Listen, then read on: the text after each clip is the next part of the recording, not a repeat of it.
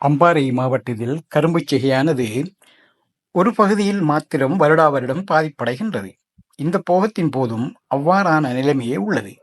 அக்கரைப்பற்று அம்பாறை வீதியில் 6ஆம் கட்டையில் இருக்கும் கரும்பு வயல்களைத்தான் தற்போது நீங்கள் காண்கிறீர்கள்.